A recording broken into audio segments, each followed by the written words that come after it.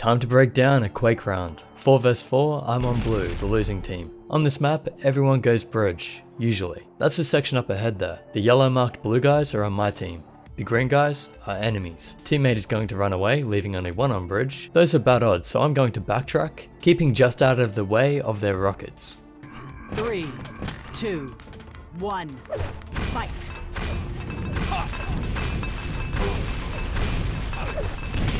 Remember, there's a guy behind me. I'm going to leave this position to help out my team. Spam the exits, then get around and attack the enemies at bridge. But all my teammates are going to die early. I'm going to do enough to push the enemy in front of me back, then I'm going to be ready to fight the guy coming from behind me.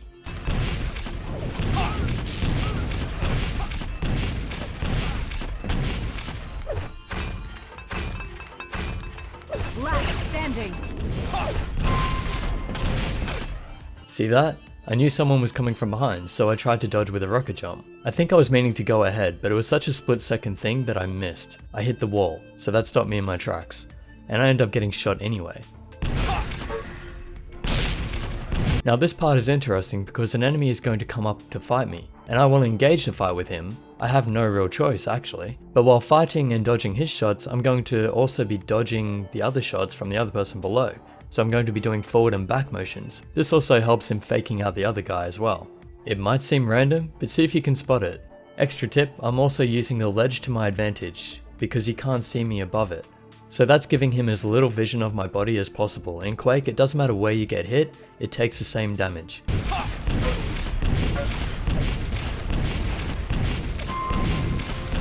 So I got rid of one and knew I had a chance to fight the other guy, and ended up getting that kill. Now I'm going to make sure that way is clear, then I'm going to focus on the other enemy again. We'll both drop down, but I know I can out-aim this person, so I don't mind giving him a bit of a look. I'm confident I'll hit the shot before he does. Then I'll make sure the other is still not coming at me before I go into aggressive mode and try to take the fight to the other person. There's less chance I'll actually have to fight two on that side of the map, so this is a defensive measure as much as an aggressive tactic.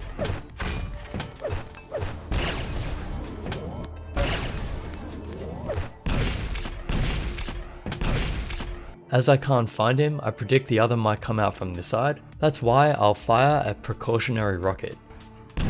And there he is. Not wanting to engage in a rail battle, as either side could get the hits, I'll decide to drop down and rocket jump out of there. Very unlikely he could hit me as I'm doing this. It's too quick and he's reloading. So I'm going to reposition myself to make the battle in my favor again. As I charge around the map, I'm going to hear something, so I will turn and look.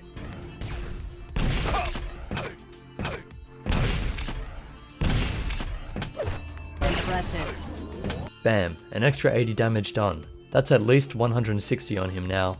That means maximum 2 more rails to kill him. I'm keeping tab on every player's health. I know I've hurt the other guy badly, he's going to be low wherever he is. I actually heard him give the low scream with the other guy earlier. In Quake, they give different levels of screams to indicate how low they are. It's not as specific as you might think, it's pretty much just a general indication, but it's enough for us to know when to use what weapon. So when I see him, I'm going to finish him off with a rapid fire weapon that does low damage. Wow, he was lower than I thought. That was 1 or 2 shots max. Now that I have a decent amount of health with only 1 player remaining, I'm going to get a bit braver and try to engage. I no longer have to watch my back.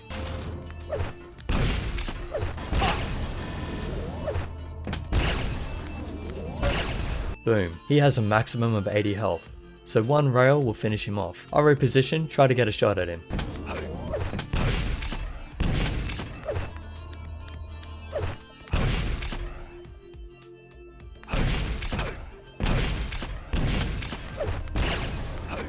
Missed the shots, now I want to get a read on his health, because unless my teammates didn't do anything to him at all, he probably has less than 80. I'm going to get the shotgun out when I see him, because it has a good spray on it. Low damage from range, but enough to give an idea. So from that sound, I know he's low enough. I'm sure I can out-aim him in close range battle. That means I can finish him off with a rapid fire weapon just like the other guy. Blue wins the round. Accuracy. Fired a grenade to force him back the other way, just in case. Get the rapid fire weapon out, finished him off. And that's how it's done. Some of those guys are actually quite good, so this isn't one of those, oh but you're playing noobs thing.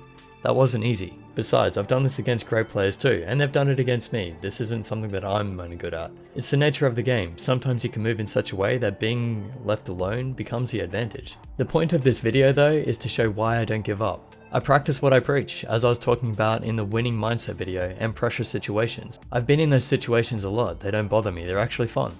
I see them as a chance to really challenge myself. And I don't feel the pressure because I don't care if I win or lose, it's all about the fun. And I'm capable of doing it because I developed the talent and refined the skills. So now that you know my thoughts behind it, can you actually see what I was doing and when I was thinking what? Let's watch the clip in full, uninterrupted. 3, 2, 1, fight!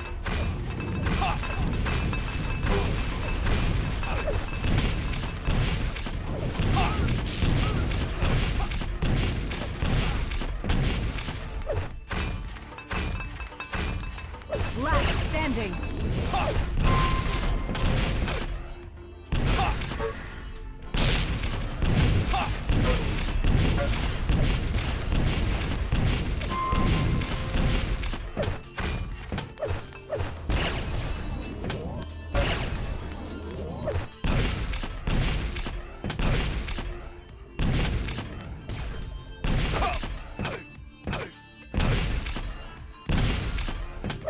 Impressive.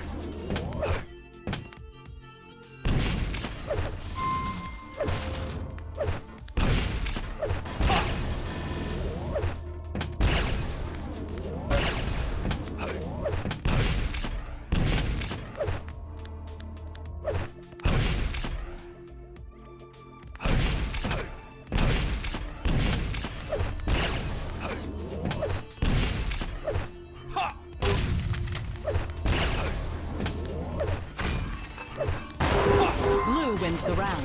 Accuracy. And all of that is why I love Quake so much. It's the most fun I've ever had in a game. It took me ages to stop getting destroyed in it, because I was so noob, but I kept going because I love the feel of it so much. Anyway, hope you enjoyed the video, subscribe if you haven't already, stay tuned for more mouse reviews and gaming videos, like this one, and I'll catch you in the next.